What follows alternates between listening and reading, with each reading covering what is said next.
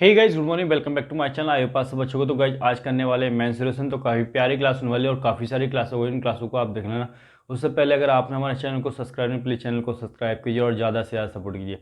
फटाफट से करेंगे प्यारे प्यारे क्वेश्चन और है एग्जाम का कुछ तैयारी कराऊंगा बिल्कुल ईजी में। तो क्वेश्चन फर्स्ट क्या क्या कह रहा है, काफ़ी इंपोर्टेंट क्वेश्चन है।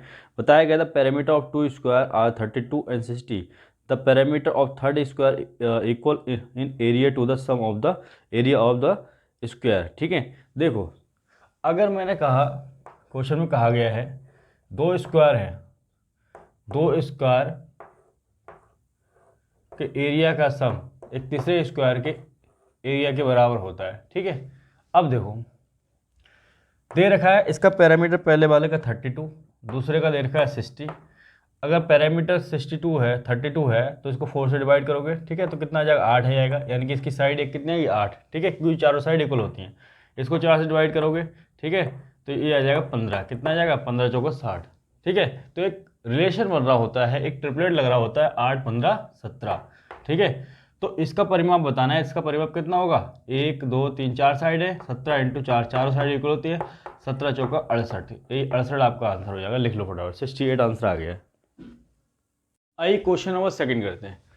क्वेश्चन नंबर सेकंड में देखो क्या बताया गया है। क्वेश्चन नंबर सेकंड में कहा गया है the parameter of two squares are, कितना दे रखा है पैरामीटर, पहले का 20 दे रखा है, दूसरे का 48 दे रखा है। ठीक है, तो parameter of third square equal in area to the sum of the areas of this square. ठीक है, तो फटाफट कर लेते हैं। देखो पहला जो स्क्वायर है, ठीक है, इसका पैरामीटर दे रखा है कितना, 20। दूसरा जो है स्क्वायर, इसका पैरामीटर दे रखा है आपको 48। ठीक है, और इन दोनों का एरिया एक तीसरे स्क्वायर के एरिया के बराबर है। ठीक है, तो यहाँ से निकालोगे, चारों साइड इक्वल होती हैं, तो 4 से डिवाइड करोगे तो ये तो 5 आ जाएगी। इसको 4 से डिवाइड करोगे तो ये 12 आ जाएगा। एक ट्रिपलेट बनता है 5 12 13। कौन सा, 5 12 13। तो इसकी एक साइड 13 है, तो चार साइड कितनी होंगी बताओ। यह है 13 चौका 52, और 52 आपका आंसर आ जाएगा। यही आंसर है, लिख लो फटाफट से। यही क्वेश्चन नंबर करते हैं 3। क्वेश्चन नंबर 3 में क्या बताया गया है, कहा गया है find the area of rhombus whose 3 vertex are on the circumference on circle. ठीक है, एंड 1 सेंटर ऑफ सर्किल। ठीक है, रेडियस कितनी रहेगी, 7। तो सबसे पहले तो सर्किल बना लो।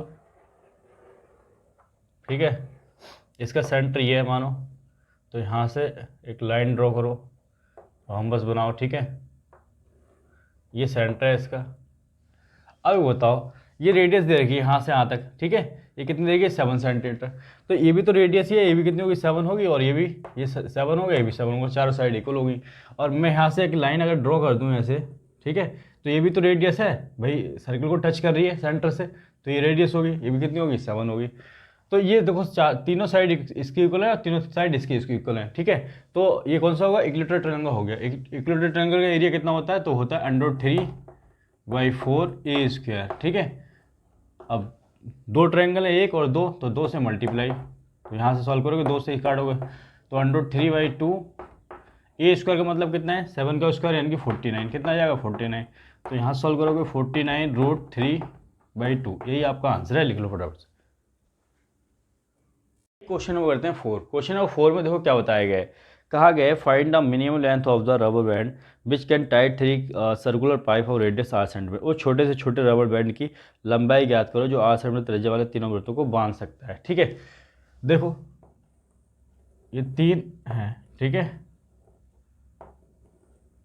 और एक रबर बैंड से बंधे हुए हैं, ये रबर बैंड है। ठीक है, इस तरह से बंधे हुए हैं। ठीक है, अब देखो इसकी लंबाई याद करने के लिए क्या करेंगे भाई, रेडियस है और रेडियस सबकी सेम होगी। ठीक है, 3 पाइप है तो 3D, डी मतलब डायमीटर। ठीक है, प्लस सर्कमफ्रेंस 2πr।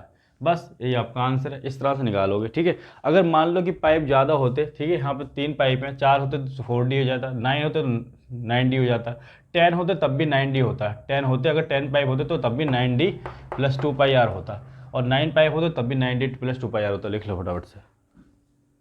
क्वेश्चन हम करेंगे 5।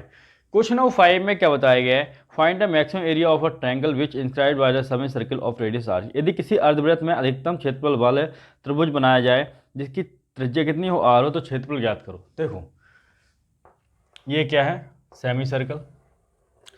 अगर इसमें जो त्रिभुज बनाओगे, ठीक है, जिसका एरिया ज़्यादा हो, तो कहीं ना कहीं यहाँ से इस पॉइंट से डालना पड़ेगा। ठीक है, और इसके बेस से ये जो है सबसे बड़ा बनेगा। और इसी से आप डालोगे परपेंडिकुलर, तो मैं यहाँ से परपेंडिकुलर डाल रहा हूँ जो कि 90 का बनाएगा, 90 का।